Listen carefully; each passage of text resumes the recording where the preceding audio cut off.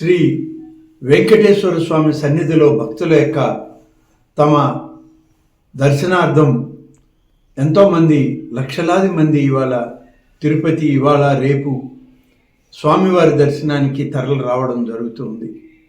ఒక దురదృష్టకరమైన సంఘటన అక్కడ జరిగింది. తొక్కిసలాట. అన్ని రకాలుగా ఏర్పాట్లు చేయమని, భక్తుల యొక్క మనోభావాలను కాపాడడానికి, స్వామివారి దర్శనార్థం వారికి అన్ని సకల సౌకర్యాలను ఏర్పాటు చేయమని ఇప్పటికే ప్రభుత్వం, రాష్ట్ర ముఖ్యమంత్రి శ్రీ చంద్రబాబు నాయుడు గారు ఆదేశాలు ఇవ్వడం జరిగింది. కానీ ఇది ఒక దురదృష్టకరమైన సంఘటన. చనిపోయినటువంటి కుటుంబాలకు, ఆ వ్యక్తులకు ప్రగాఢమైన సానుభూతిని తెలియజేస్తూ అధికారుల యొక్క సమన్వయ లోపాన్ని సరిచేసుకొని టీటీడీ బోర్డు కానీ, అధికారులు కానీ, జిల్లా అధికార యంత్రాంగం అంతా సమన్వయంతో ఇప్పటికే ముఖ్యమంత్రి గారు ఆదేశాలు ఇచ్చారు.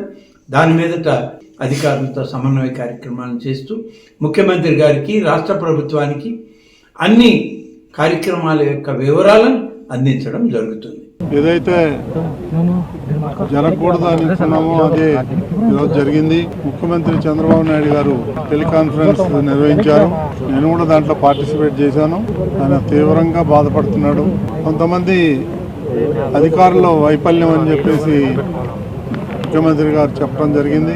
ఏది ఏమైనప్పటికీ ఈ సంఘటన జరగడం చాలా దురదృష్టకరం. రెవెన్యూ వాళ్ళ వైఫల్యమా, పోలీసు వైఫల్యమా అని తేలాల్సి ఉంది. కొంతమంది అధికారులను హెచ్చరించాను, జరిగే అవకాశం ఉంది, చాలా అప్రమత్తంగా ఉండాలి, మీరు ఇట్లా ఉంటే కాదు అని నిన్న ఉదయం చెప్పాను. నేను సోషల్ మీడియాలో కొంతమంది భక్తుల్ని తిరుమలకు రానీయము అని ఏదైతే రూమర్స్ ఉన్నాయో దాన్ని ఖండించాను. భక్తుల్ని తిరుమలకి రావద్దని చెప్పడానికి ఎవరికి హక్కు లేదు. ఎవరైనా వెళ్ళొచ్చు, కాకపోతే దర్శనానికి మాత్రం పోకుండా ఉండాలి. కాబట్టి దాన్ని గుర్తుపెట్టుకొని రమ్మని చెప్పి మేము పిలుపు కూడా ఇచ్చాం. ఇక్కడ తెల్లవారు నుంచి వెయిట్ చేయడం జరిగింది.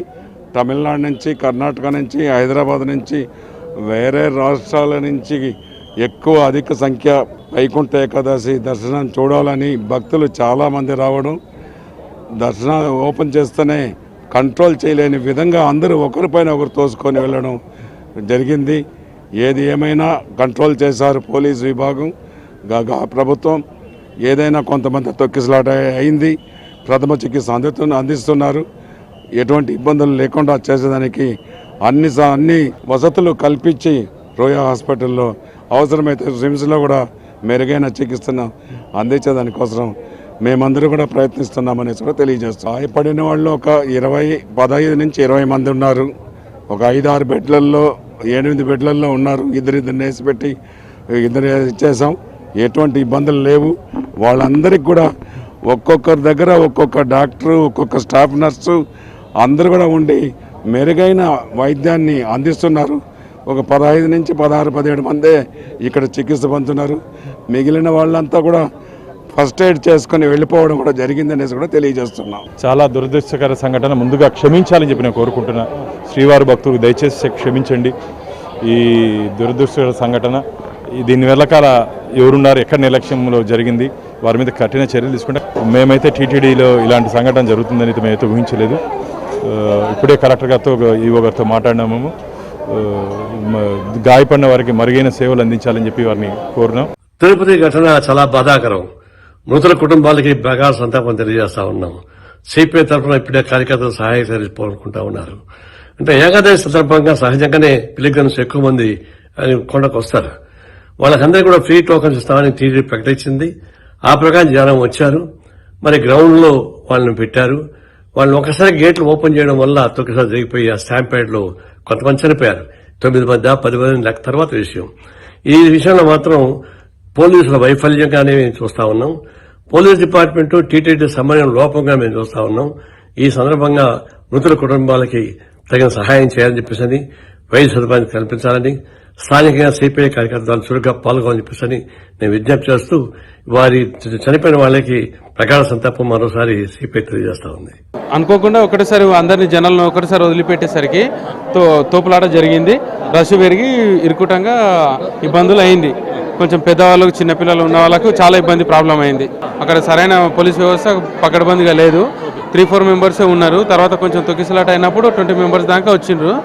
కరెక్ట్ ఒకటేసారి వదలడము మిస్టేక్ జరుగుతుంది.